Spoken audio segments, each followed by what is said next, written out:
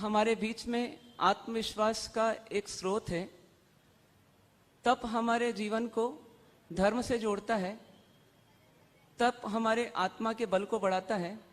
इसलिए ऐसे तप को अक्सर हमारे संघ में इस चातुर्मास के प्रारंभ में किया जाता है और इसीलिए यहाँ पर कई प्रकार के तप आपके सामने हैं।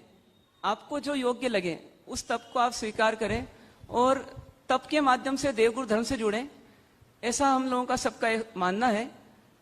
क्योंकि दो तरह के लोग तप करते हैं। एक वे करते हैं जो तप करते हुए कर्मों की निर्जरा करते हुए मोक्ष पथ को प्राप्त करते हैं।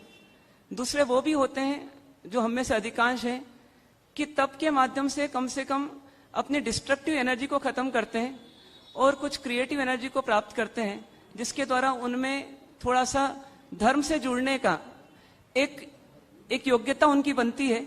और इसलिए हम सबको धर्म से जुड़ने के लिए ये तप को अपनाना है। आप ये मान के चलिए कि जैसे आज संसार में वेराइटीज का जमाना है, उसी प्रकार से यहाँ पर भी जैसे भैया ने बताया कि कई प्रकार के तप आपके लिए हैं। यदि आपकी शक्ति ज्यादा हो तो बड़े तप करें, शक्ति कम हो तो मीडियम तप करें, शक्ति बहुत कम हो तो छोटे तप करें, पर तप अवश्य करें।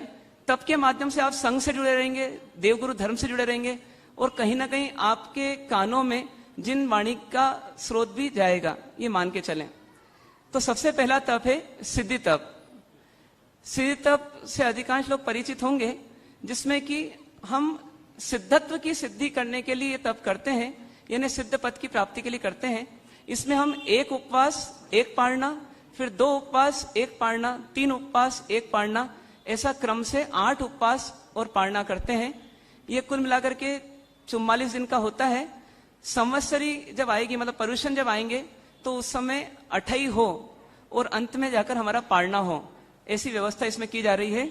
इस तप की शुरुआत होगी 9 जुलाई से और समापन होगा 21 अगस्त के पारने के साथ। फिर आएगा दूसरा तप श्रेणी तप। जिसकी शक्ति ज्यादा हो वह इस श्रेणी तप को अपनाता है। श्रेणी तप के माध्यम से हम ऐसी भावना करते हैं कि हम परमात्मा के द्वारा बताए हुए गुण स्थानों पर बढ़ते हुए, यानी प्रथम गुण स्थान से आगे बढ़ते हुए हम श्रेणी मारने की स्थिति तक पहुंचे।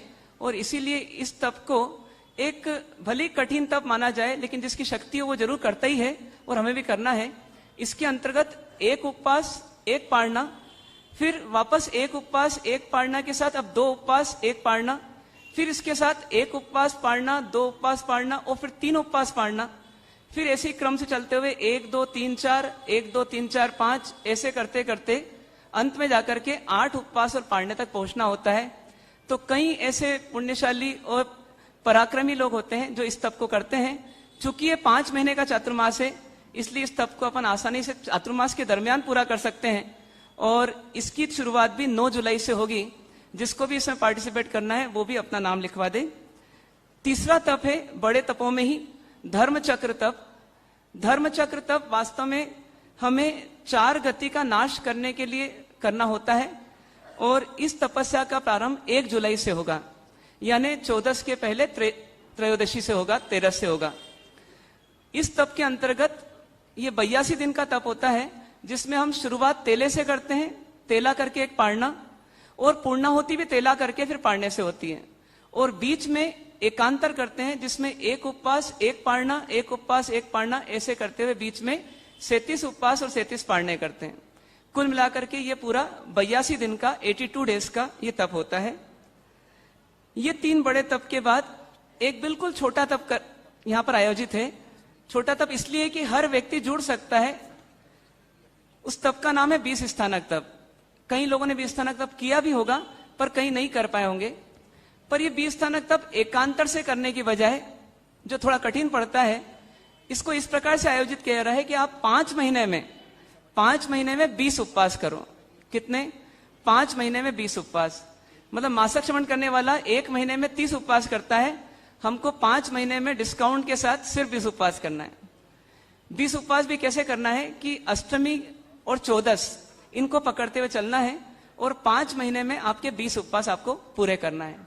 कभी कोई डेट आगे पीछे होगी तो चूंकि आपके सबके नाम लिखे रहेंगे तो आपको सूचना मिल जाएगी कि चूंकि ये एक पर्यूषण के अंदर की 14 आ रही है, इसको छोड़ दें, तो इसके लिए आपको दूसरी डेट बता दी जाएगी, उस डेट पर भी आप कर सकते हैं।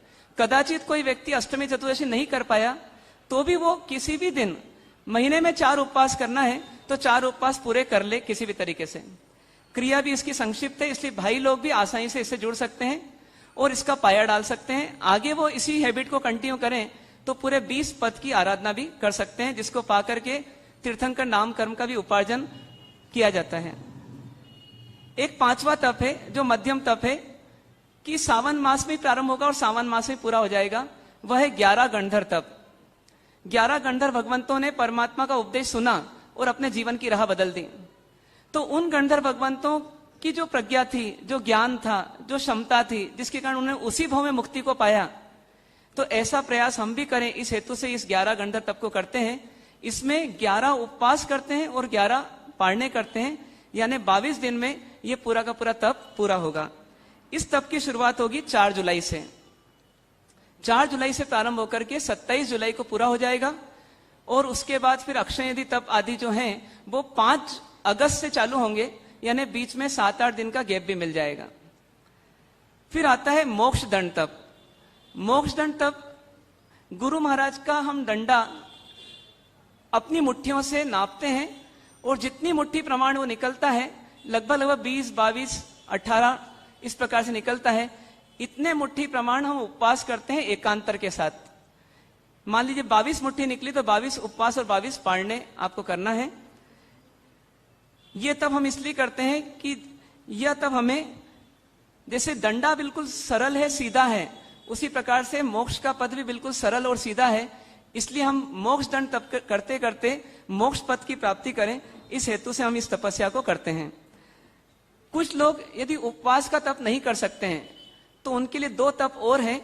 पहला तप है 45 आगम तप, जिसे आपको एकाशनों के माध्यम से करना है। 45 दिन तक लगातार एकाशने करना है। इस तप की शुरुआत इस प्रकार से की जा रही है कि ये संवत्सरी के दिन अंतिम एकाशना या उपवास जो भी आप करना चाहें वो करके आपका पूर्णाहुति हो जाए उस तप की। ये तप प्रारंभ होगा 6 जुलाई से। 6 जुलाई से लेकर के 20 अगस्त तक ये तप चलेगा। इस तप को हम इसलिए करते हैं कि हमें भी सम्यक ज्ञान की प्राप्ति हो और हमें भी मोक्ष मार्ग मिले। एक इससे भी छोटा 24 दिन के एकाशने का तप है चतुर्विंशति तीर्थंकर तप। 24 तीर्थंकर तप जो 4 जुलाई से प्रारंभ होगा और 27 जुलाई को पूर्ण होगा। इस तप को आपको निरंतर 24 दिन एकाशना करते हुए पूरा करना है। इसमें एक एक दिन हम एक एक परमात्मा, यानी आदिनाथ भगवान, अजितनाथ भगवान, संभवनाथ भगवान, इस क्रम से महावीर स्वामी भगवान, इन सब की आराधना करेंगे और इनकी कृपा प्राप्त करने की भावना करेंगे कि तित्थे रामे पसियंतु। इस प्रकार से ये अनेक प्रकार के तप यहाँ पर आयोजित हैं। तप पुनः याद रखिए, तप एक माध्यम है जो हमें संघ से जोड़ता है। हम निरंतर मंदिर आना शुरू कर देते हैं, धीरे गुरु महाराज के पास आते हैं, धीरे प्रवचन आदि सुनते हैं और इस प्रकार से हम धर्म की मुख्य राह पर आ जाते हैं। तो इस